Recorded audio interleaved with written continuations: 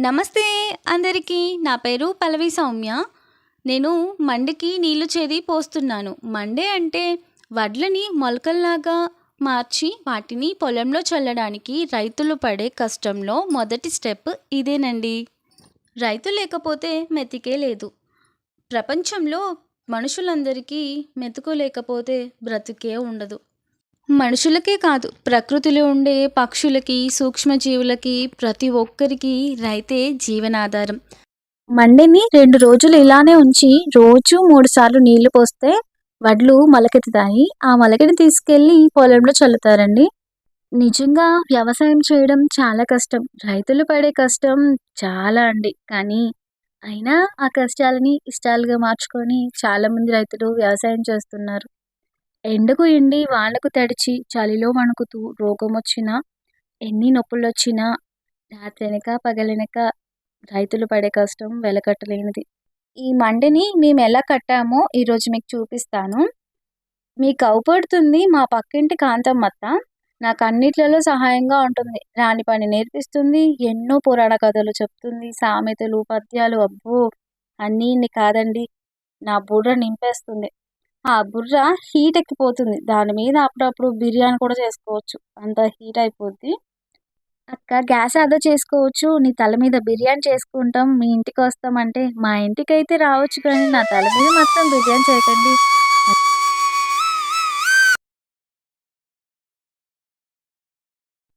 నాకు కాంతమ్మత్త వడ్లని ఎలా చేయాలో, అలాగే ఎట్లా జల్లెడ పట్టాలో అని నేర్పిస్తుంది. నిజంగా నేర్చేసుకున్నానండి కాంతమ్మత్త దయ వల్ల.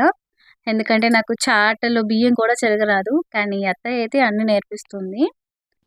ఇద్దరం కలిసి వడ్లన్నిటిని జల్లెడ పట్టి చివరికైతే సంచి నింపేశాము. మాకు ఈ పని చేయడానికి 2 గంటలు పైగా పట్టింది.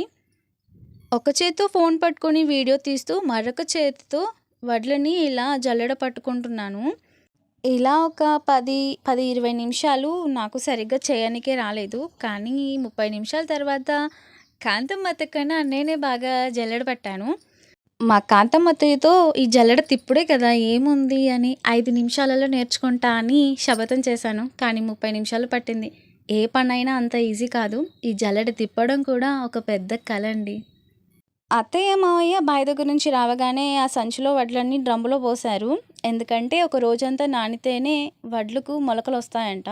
మనం స్ప్రౌట్స్‌ని ఎలా తయారు చేసుకుంటాం? సేమ్ అదే ప్రాసెస్. కానీ ఇవి చాలా.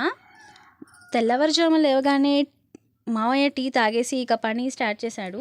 చుట్టూ ఒక పైప్ సహాయంతో ఇలా పెట్టుకొని మధ్యలో సంచి వేసి ఈ వడ్లన్నిటిని ఇందులో వేశాడు. ముందుగా నేను కొన్ని వడ్లు తీసి అందులో వేశాను. నేను లేచి వంగేసరికి సమయం అంతా వృధా అయిపోతుంది. "ఈ టీ తల్లి నేను పోస్తాను, నీ వల్ల కాదు" అన్నాడు. సరే అని మావయ్యకి ఇచ్చేశాను. పొద్దున్నే అలాగే పక్కన టబ్‌లో కూడా ఒక సంచి వడ్లు తెచ్చి నానబెట్టాడు. అవి సన్నపు వడ్లు. మావయ్య వేసేవి దొడ్డు వడ్లు. సన్నపు వడ్లు మేము తినడానికి, ఇవి అమ్మడానికి. మా మావయ్యతో సంవత్సరం క్రితం ఒక మాట అన్నానండి. బాగా బాధనిపించి. "మావయ్య, రైతు పేరు చెప్పి రాజకీయం చేసేటోళ్ళకేమో పదవులొస్తున్నాయి. రైతు పేరుతో సినిమా తీసి హిట్లు కొట్టి కోట్లు సంపాదిస్తున్నారు. కానీ మనలాంటి నిజమైన రైతులు మాత్రం వ్యవసాయం చేస్తే మనకి మిగిలేది అప్పులు, బాధలు, నష్టాలు, ఆత్మహత్యలు. ఇవన్నీ అవసరమా మావయ్య? పట్నం పోయి మనిషికో పని చేసుకొని బ్రతుకుదాం" అని చెప్తే మా మావయ్య ఒక మాట అన్నాడండి. ఆ మాట వినగానే నాలో ఉన్న నెగిటివిటీ అంతా పోయింది. నేను కూడా చాలా మారిపోయాను.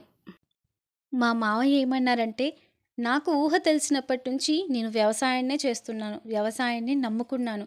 నేను మట్టిలో కలిసేంత వరకి వ్యవసాయం చేస్తూనే ఉంటాను. దాన్ని అస్సలు వదిలిపెట్టను" అని నాతో చెప్పారు. నేనే కాదు, నాలాంటి రైతులు మాత్రం ఎన్ని నష్టాలొచ్చినా, ఎన్ని లాభాలొచ్చినా వ్యవసాయాన్ని వదిలిపెట్టరు. మాకు దేవుడు సంవత్సరంలో 2 పంటలు వేసుకునే అదృష్టం ఇచ్చాడు. ఎందుకంటే ఒకటి నష్టపోయినా ఒకటి లాభం వస్తుందని. ఆ ధైర్యంతోనే రైతులమందరం ముందడుగేసి వ్యవసాయం చేసి ప్రతి ఒక్కరికి ఆహారాన్ని అందిస్తున్నాం అని అన్నాడు. మా మావయ్య చెప్పిన మాటలు లోతుగా ఆలోచించి అర్థం చేసుకుంటే మనకి రైతు ఆహారాన్ని అందించడమే కాదు, మన జీవితాలకి ఆదర్శం కూడా. ఎందుకంటే ఈ రోజులలో లవ్ ఫెయిల్యూర్స్ అయితే చనిపోతున్నారు. ఎగ్జామ్‌లో ఫెయిల్ అయ్యాలని చనిపోతున్నారు. జాబ్ రాలేదని, జాబ్ పోయిందని ఎన్నింటికో మనం నర్వస్ అవుతున్నాం. అసలెందుకు నర్వస్ అవ్వాలి? చూడండి మా మావయ్య ఒక పంట నష్టం వచ్చిందని భయపడలే, బాధపడలే. ఆత్మహత్య అంతకి చేసుకోలే. ధైర్యంగా ఉన్నాడు. ఇంకో పంట ఉంది గదా! అందులో లాభం వస్తదని. గదే ధైర్యంతో మనందరం ఉండాలి. లవ్ ఫెయిల్ అయిన వాళ్ళు ఎందుకు చనిపోతున్నారు? మీకు మంచి భవిష్యత్తు ఉంటుంది. అమ్మా నాన్నలు లేరా మీకు పెళ్లి చేయడానికి? ఎగ్జామ్‌లో ఫెయిల్ అయితే ఏందండి? మళ్ళీ ఎగ్జామ్ రాసుకోవచ్చు. జాబ్ రాకపోతే ఏంటి? జాబ్ పోతే ఏంటి? మళ్ళీ సంపాదించుకోవచ్చు. కానీ మనకున్న ఈ విలువైన జీవితాన్ని సంపాదించడం అస్సలు కుదరదు. అందుకే మనం జీవితంలో ఒకటి గుర్తుపెట్టుకోవాలి. ఏది శాశ్వతం కాదు. కానీ ఉన్నంత వరకి మనం సంతోషంగా బ్రతకడం నేర్చుకోవాలని మా మావయ్య ఎప్పుడు చెప్తూ ఉంటారు. మండే గురించి చెప్దామంటే జీవిత సత్యాలు చెప్తున్నా అని బోర్‌గా ఫీల్ అవ్వకండి. ఇలా చెప్పేటోళ్ళు కూడా ఉండరు. ఇది రెండోసారండి. నేను 2 రోజులు ఇలా ఒకరోజు నీళ్లు పోసాను. ఇది రెండో రోజు 3 సార్లు పోసాను. టబ్‌లో నానబెట్టుకున్నవి కూడా పక్కనే మా మావయ్య మండే కట్టేశారు. ఈ మండి 2 రోజులైన తర్వాత పైన గడ్డి అంతా తీసేసి, ఆ గడ్డిని కోళ్ళకి పెట్టాడు. ఎందుకంటే దాంట్లో కూడా కొన్ని వడ్లు ఉంటాయి. అవి రావు. అవి ఆ వడ్లని బుక్కేస్తాయి.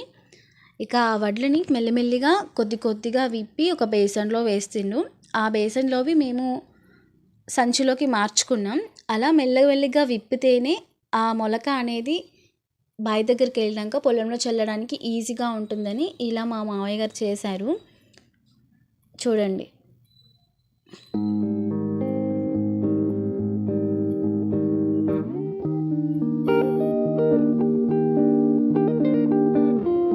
జీవితంలో దేనికి నర్వస్ కాకండి. ప్రతిదానికి, ప్రతి సమస్యకి ఒక పరిష్కారం ఉంటుంది. దాని గురించి ఆలోచించి పరిష్కారం వైపు అడుగులేసి మనం కష్టపడితే రానిదంటూ ఏదీ ఉండదు. ఈ వీడియో చూసే ప్రతి ఒక్కరూ బోర్ అని ఫీల్ అవ్వకుండా కొంతమందికి షేర్ చేయండి. ఎందుకంటే కనీసం ఇలా ఈ మాటలు విన్నా వాళ్ళు మారతారు కదా! అందుకోసమని నేను షేర్ చేయమని అడుగుతున్నాను. నచ్చితే మాత్రం లైక్ చేయండి, కామెంట్ చేయండి. చేసిన వంట మొత్తం అయిపోయింది. అలాగే మా అత్తయ్య, మావయ్య సద్ది తీసుకెళ్లారు బావి దగ్గరికి. ఇక ఇంట్లో సరుకులన్నీ అయిపోయాయి. మేము తిందామన్నా ఏమీ లేదు. అన్నీ వెతికి చూస్తే కొంచెం బియ్యపిండి ఉందండి. ఆ బియ్యపిండితో 2 సర్వపిండి పెట్టేసి అలాగే నేను చెరొకటి తిన్నాము. నా పరిస్థితి 'సూర్యవంశం' సినిమాలో మీనాలాగా అయిపోయింది. అక్కడ వాళ్ళ నాన్నగారి కోసం చేస్తే, ఇక్కడ మా ఆయన గారి కోసం చేస్తున్నాను. అక్కడ తను ఇడ్లీతో ఉప్మా చేస్తే, ఇక్కడ కొంచెం బియ్యపిండితో సర్వపిండి చేస్తున్నాను. ఎవరైనా సర్వపిండి బియ్యపిండితోనే చేస్తారు. కానీ 'సూర్యవంశం' సినిమాలో మీనా పరిస్థితి, నా పరిస్థితి సింక్ అయిందని అలా చెప్పాను. సర్వపిండి కోసం పిండిని రెడీ చేసుకున్నాను. దాంట్లో కొత్తిమీర, అలాగే కరివేపాకు, ఉప్పు, కారం, మసాలా అవన్నీ వేసి పిండిని కలుపుకుంటున్నాను. ఇక ఒత్తుకోవడమే ఆలస్యం. చూడండి, ఇంకా పిండిని కలిపేస్తూ ఉన్నాను.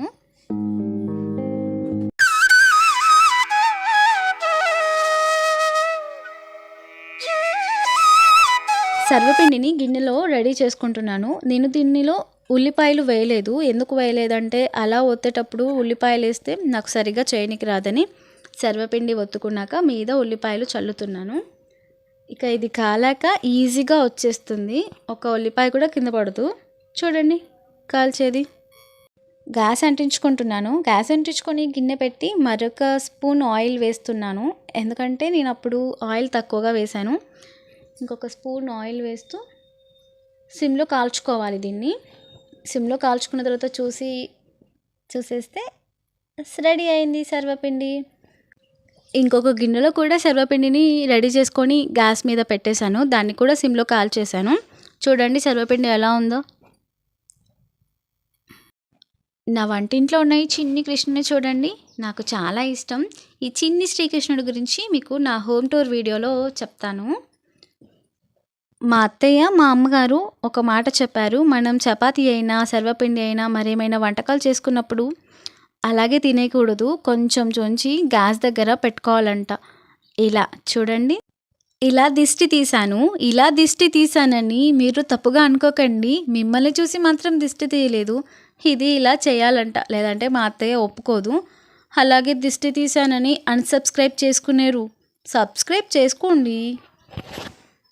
ఇక సర్వపిండి మా ఆయనకి ఇచ్చేయడమే ఆలస్యం. మీకు కూడా ఇస్తాను. తప్పకుండా లైక్ చేయండి, కామెంట్ చేయండి.